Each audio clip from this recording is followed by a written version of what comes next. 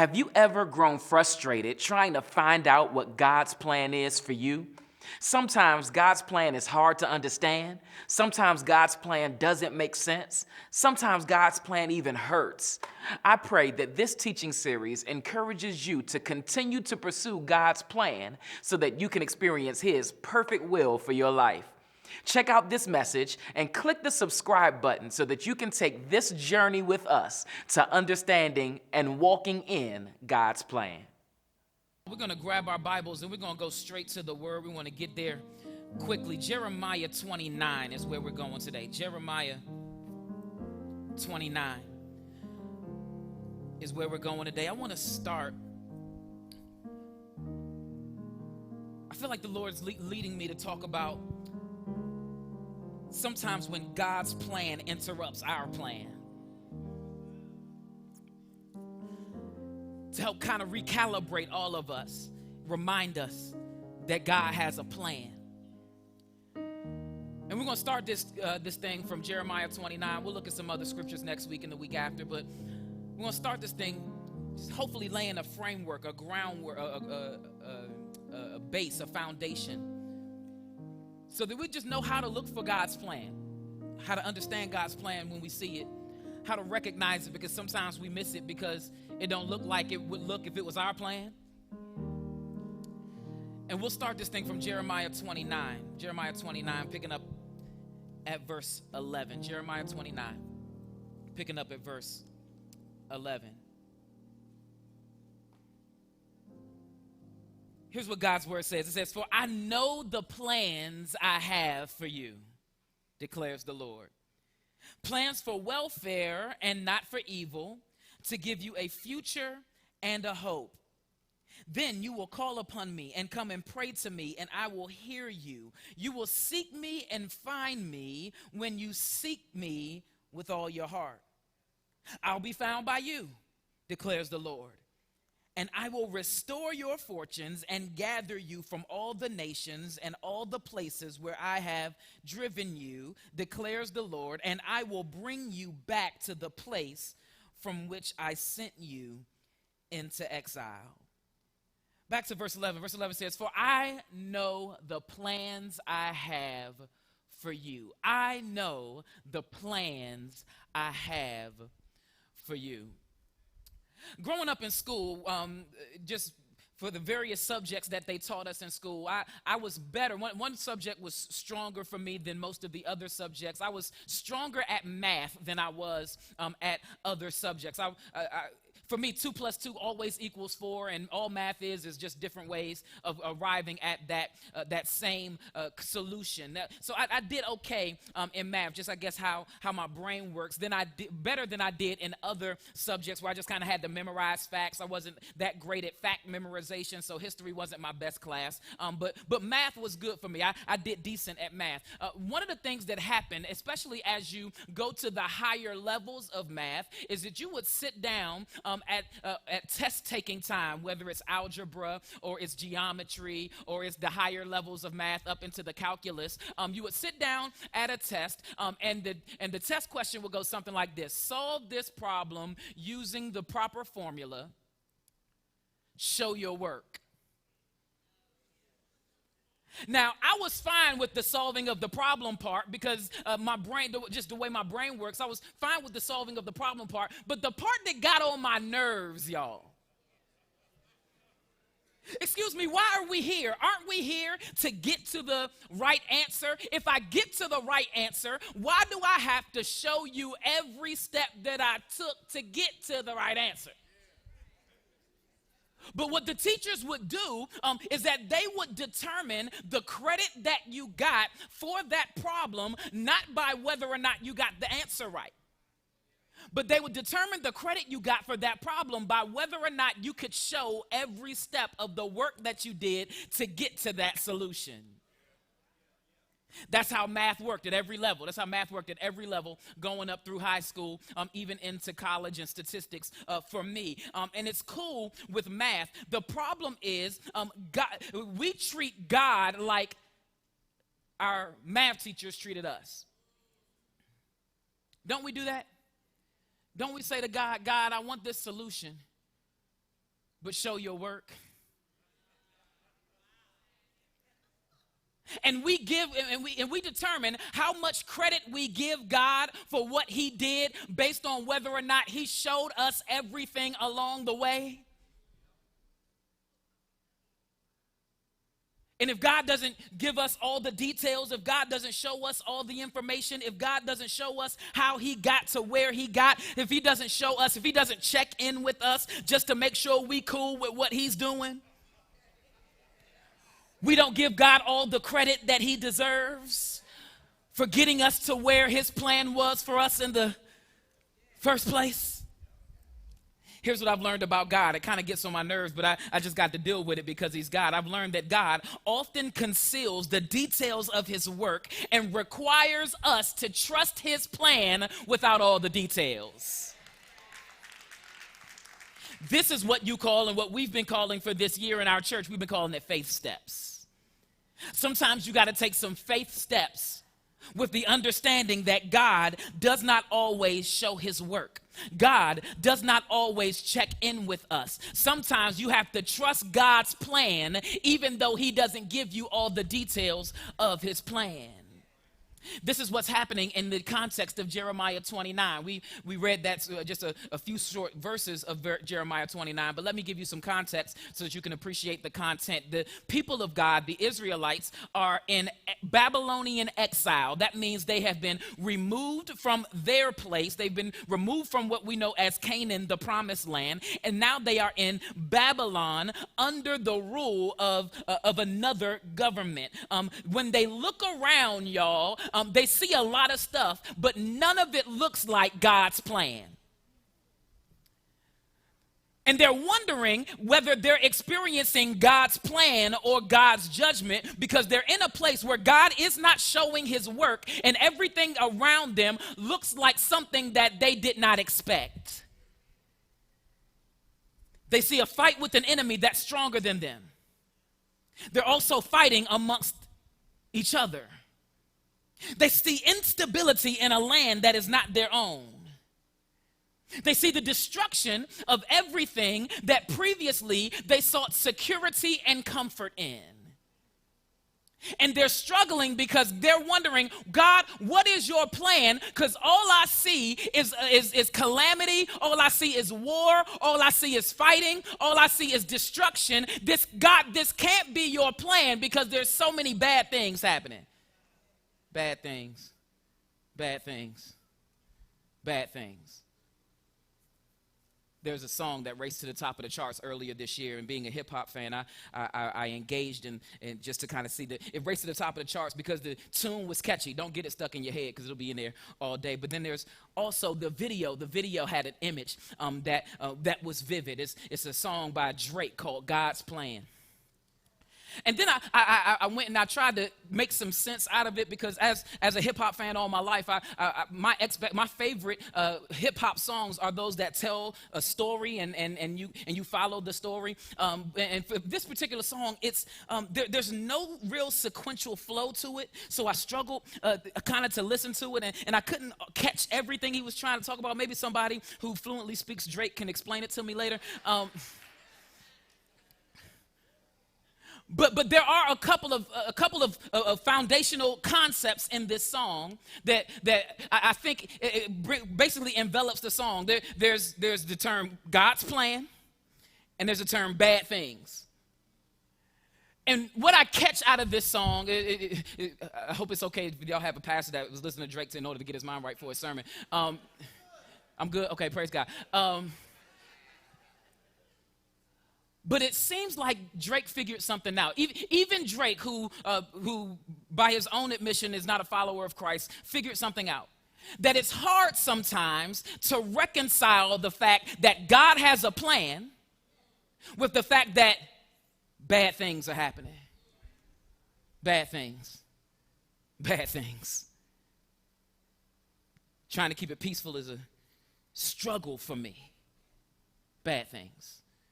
They're wishing bad things on me. The reality of God's plan is this, that you often have to reconcile the fact that bad things are happening and it's still God's plan.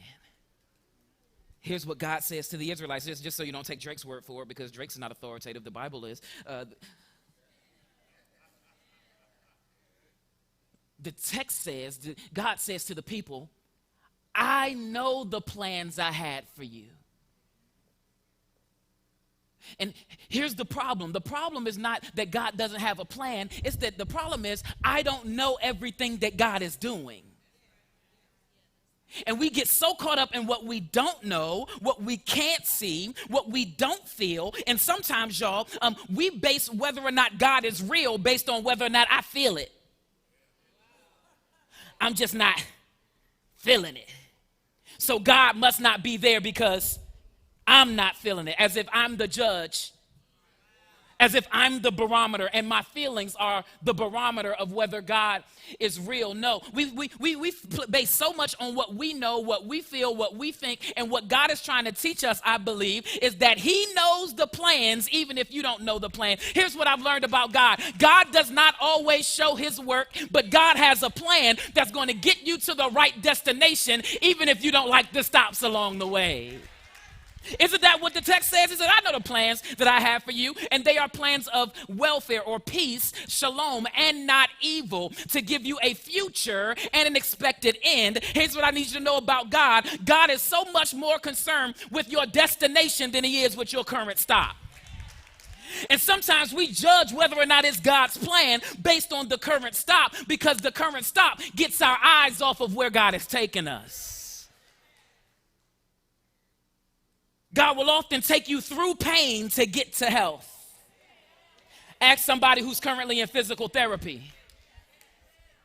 God will often take you through a fight to get to peace. Ask somebody who's married. God will often take you through financial trouble to get you to financial discipline and financial peace. Ask that person on your road that's clapping.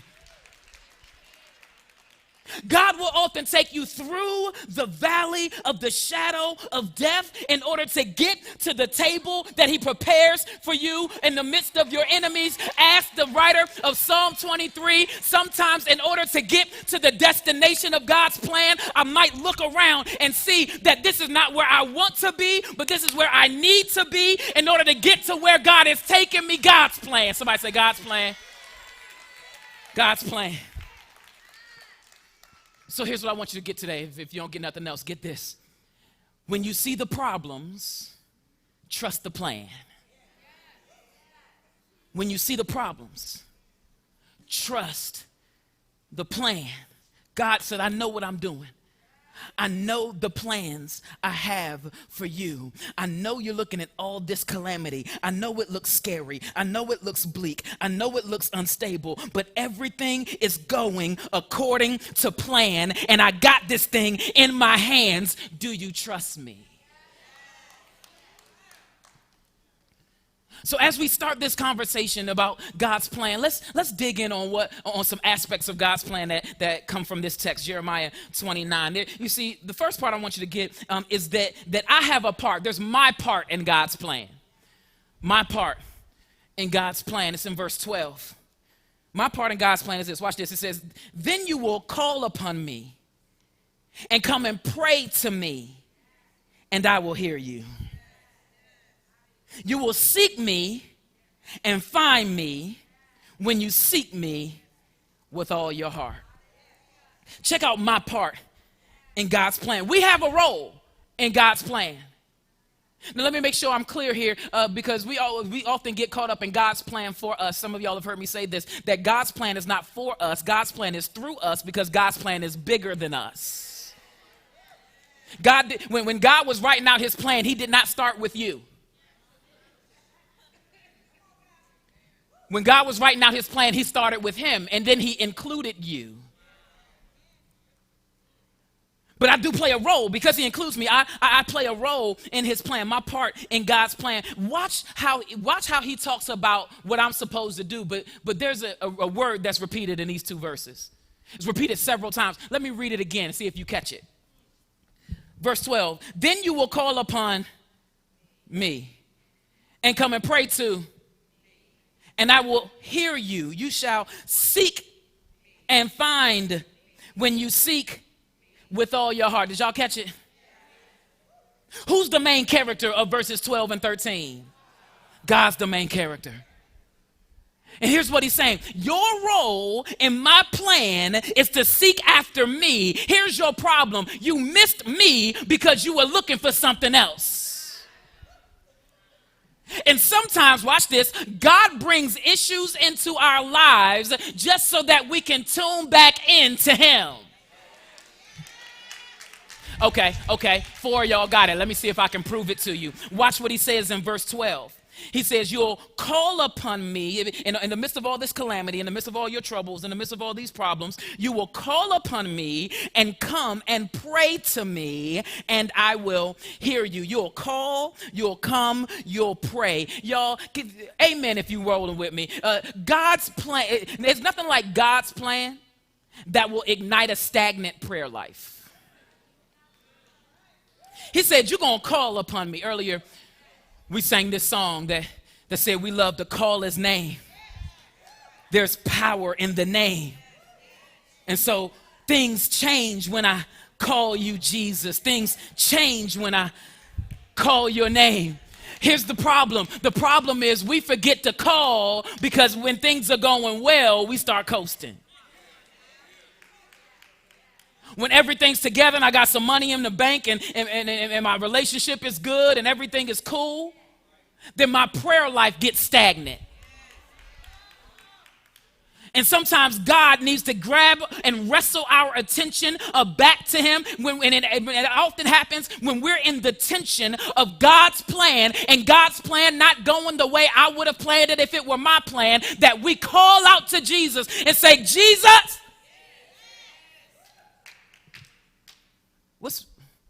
where's your prayer life right now? When was the last time you devoted yourself to prayer?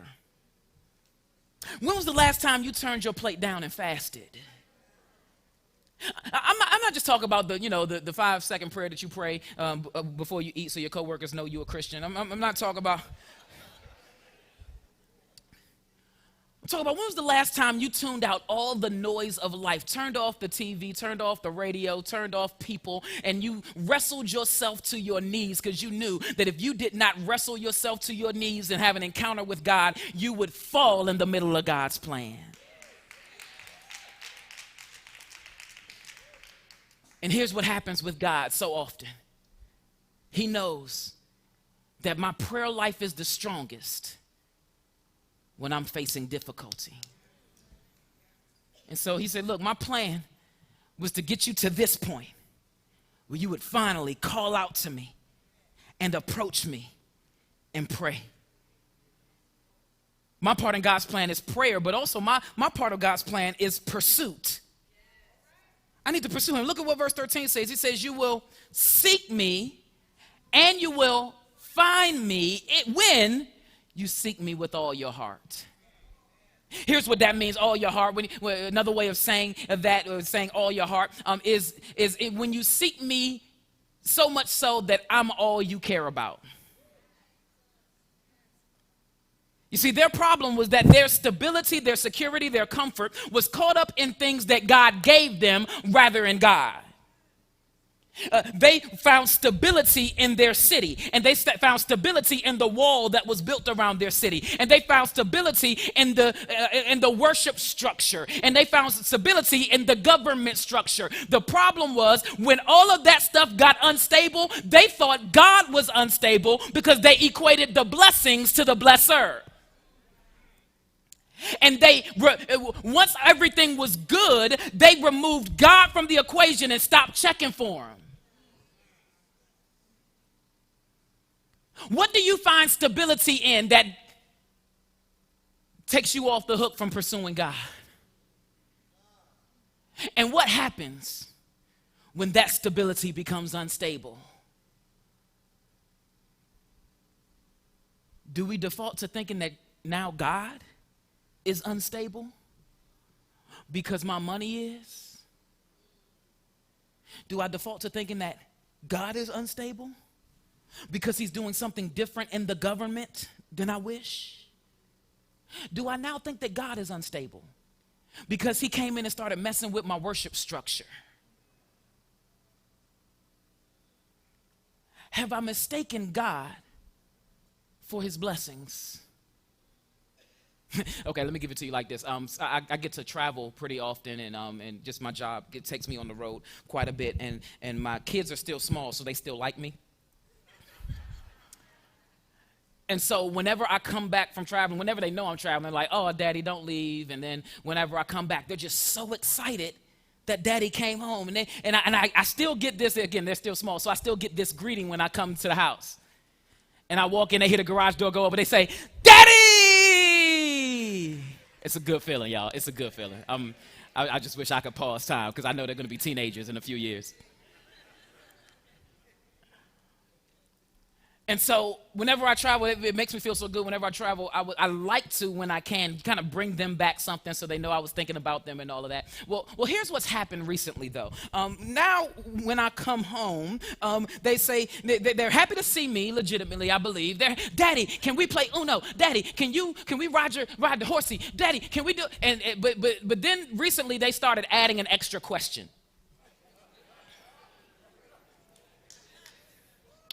They added an extra question. It's usually the second question before they get to all the other stuff. They say, Daddy, what you bring me?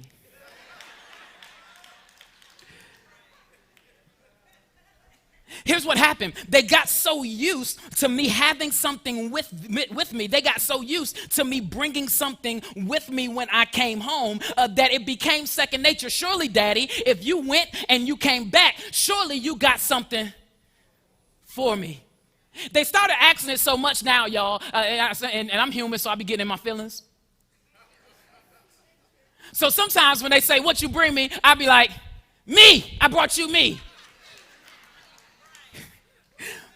And my middle son be like, yeah, Daddy, I know you brought me you, and I'm glad to see you, but what else did you bring?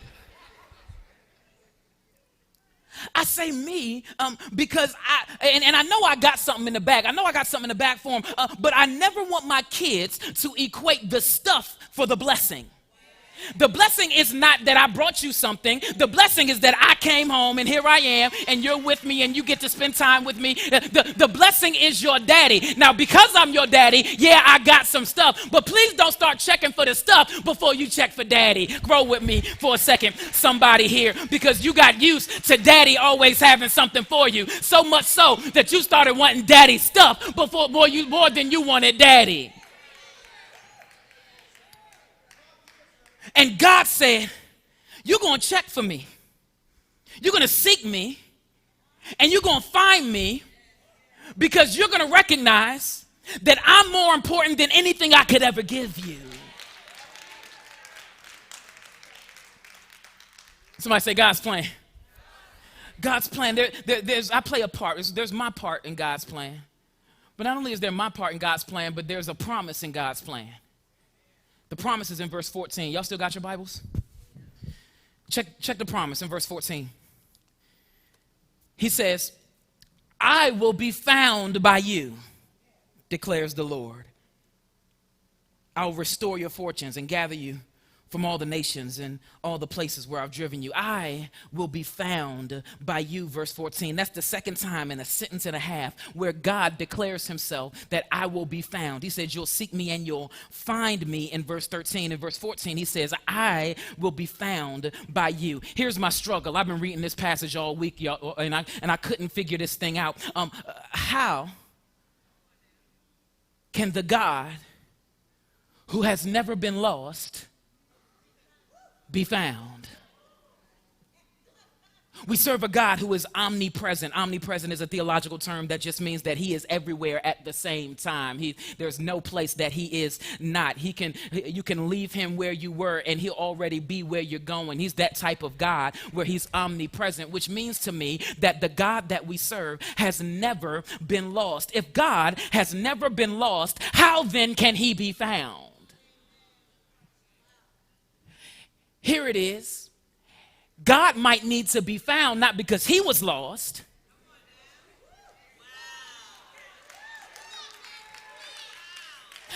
How, Sway? How, Pastor? Let me tell you. Let me give it to you like this. I have vivid memories of my childhood and vivid memories of walking. My mother used to love going to department stores. She would take me with her to the department store. Y'all remember department stores? Y'all remember Montgomery Ward? J.C. Penney. We'd go to the department store. And the thing about department stores, the reason why they call it a department store is because they have different. Y'all are smart. So whenever we would go to the department store, there was always a specific department that I wanted to go to. I wanted to go to the toy department. And I knew my mama knew me, and so she knew that I wanted to go to the toy department, and I knew she would take me to the toy department. Here was my problem. Mama never got to the toy department fast enough for me. And so we would walk into the store holding hands, and we'd go to all the different departments that I wasn't interested in. But don't let us get close to the toy department, because I have a decision to make at that point. And I remember vividly one time, we're in the department store. Mom is on her way to one department, and I'm trying to stick with Mom as long as I can. But Mom isn't getting to the toy section, and we got to a department that was close to the toy section. So I pull away from Mom and go over to the toy section, knowing that Mom would eventually get to the toy section. And so here I am, I'm looking around in the toy section, and I'm seeing all the toys, and I'm playing with some of them, and I'm looking at what I might, and then I found a toy that I might want. And I'm looking at this toy, and I'm excited. I know I'm going to ask Mom if I could have this toy. Here's my problem. I can't get this toy without Mom. And it's at this moment I recognize that I got the toy in my hand that I cannot have unless I'm connected to Mom. And that's when I start looking around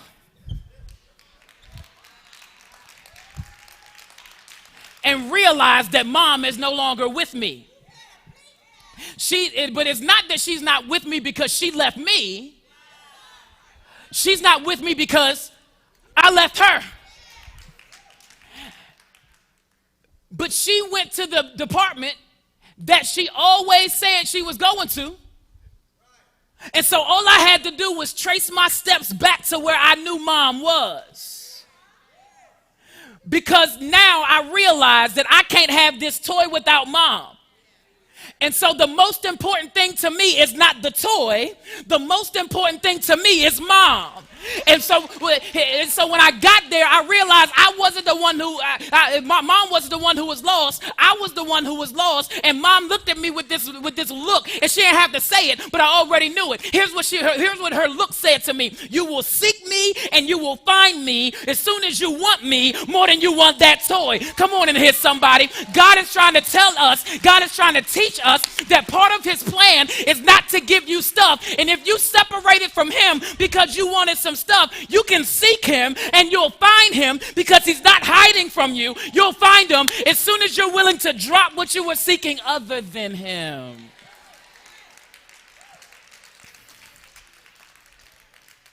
The promise of God's plan is that I can have access to the Father. The promise of God's plan is that I will seek him and he will make himself found by me. The promise of God's plan is that he is not hiding from me and he is not avoiding me. The promise of God's plan is I have access. Here's my problem though. My quest for stuff led me to sin, and my sin disconnected me from God. My quest for stuff, even stuff that God gave me, has led me to sin. And the wages of sin is death, separation from God. And his promise back to me is that you can have access to me. Access is granted to me. I told you earlier that I get to travel quite a bit. Recently I was traveling and I had to stay at a hotel overnight because I was speaking at a church the following day. And so I came in and I checked into the hotel. The church paid for the hotel, so they had already had the reservation. All I had to do was come in and tell them who I was. They said, "Yes, sir, Dr. Manning, you can come on in. Here's your room. Everything's already checked in for you." I go to the room. dropped my stuff off, and I had to go back out. So I went back out to grab me something to eat. And so I took the hotel key and I put it in my pocket to make sure that I didn't leave it in the room. And so the door closed, we locked it. I went over to the Applebee's, because Applebee's is right across the hall, right across the street. And I went to the Applebee's and I ate. I came back to the hotel and I pulled the room key out of my pocket and I went to slide it in the door and it wouldn't let me in. Said, "Now I just got this key." I put it up against the door. It was that new technology. You don't have to slide. You just have to hold up against the thing. But it would not let me in my room. Tried a third time. We went 1 for the Father, 2 for the Son, 3 for the Holy Spirit.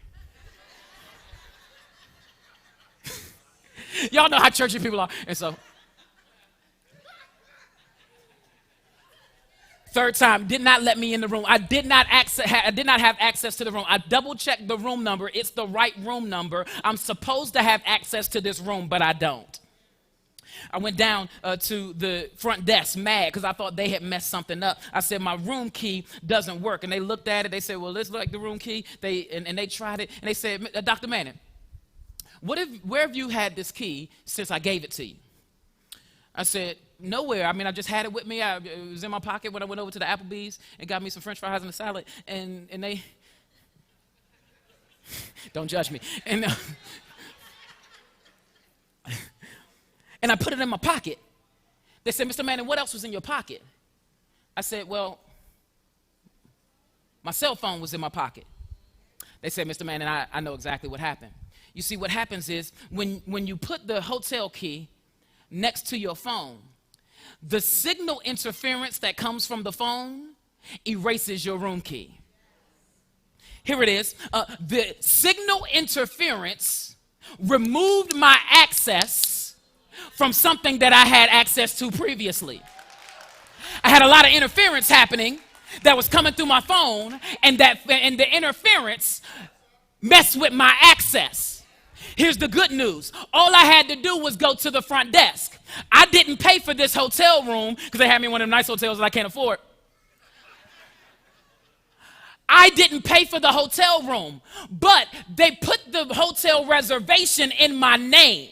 So all I had to do was go to the front desk and tell them my name, because the person who paid for it didn't pay for it and put it in their name. The person who paid for it and put it in my name. So all I had to do was go and tell them who I was, and they just reset my key, gave me a brand new one. I went back up to my room. I fanned it the first time and had access as soon as I put the key up against the thing, because somebody else paid something that I could not pay to grant me access to something that I did not deserve. Roll with me for a second and hit somebody, because that's exactly what Jesus did on the cross of Calvary. You did not deserve to have access to God. You couldn't afford it, and you couldn't have paid for it with all the money in your pocket. But Jesus paid with the blood of his body. They hung him high, and they stretched him wide. He hung his head, and for me, he paid for the access that I could have into the Holy of Holies. And God's plan is for me to have access to him. And yeah, I messed it up real good, y'all. I had a whole lot of signal interference happening in my life. I had all types of different voices all up in my head telling me what God's plan was supposed to be. And I went the wrong way, looking for the wrong things. But Jesus died so that I could have access, so that God could say, "You can seek me and you will find me if you are willing to search for me," as if I'm the only thing you care about.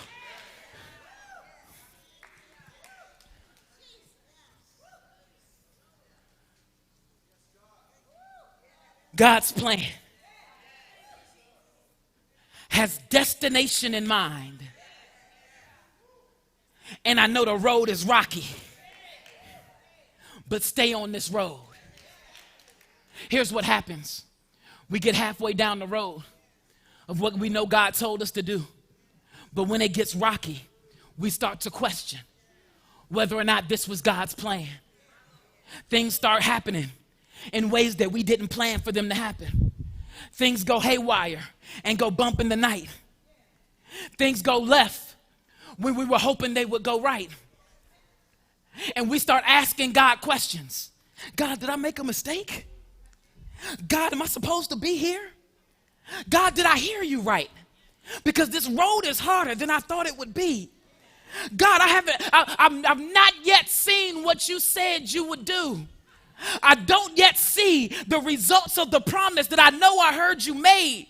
And now I'm struggling to know, was this God's plan or did I make this up? Let me help somebody in here who's been thinking about going back. Let me help somebody in here who is thinking about canceling those plans. Let me help somebody in here who is thinking about dropping out of church. Let me help somebody in here who is thinking about going away from God. Let me help somebody in here who's been struggling because God's plan doesn't look like it would if it was your plan. Let me help you. Keep on this road. I know it looks rough, and I know you've hit some turbulence, but God is so much more concerned with your destination than he is with where you are right now.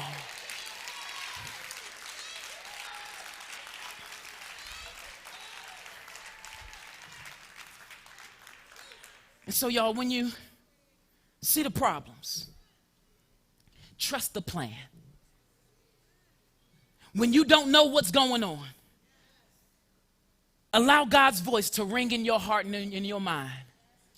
I know the plans that I have for you, and they are plans of peace, of shalom, and not evil, to give you a future and a hope. Hallelujah. Let's praise God for his word. Glory to his name. Glory to his. Oh, come on, somebody praise God for his plan. If this ministry has been a blessing to you, we would love to know it. Click subscribe, comment below, and hit us up on Facebook and Instagram at Go2Heights. That's Go2 Heights. I'd love to see you this weekend at the Heights. For info on our campuses and service times, find us online at fbcdh.org. I'll see you soon. God bless.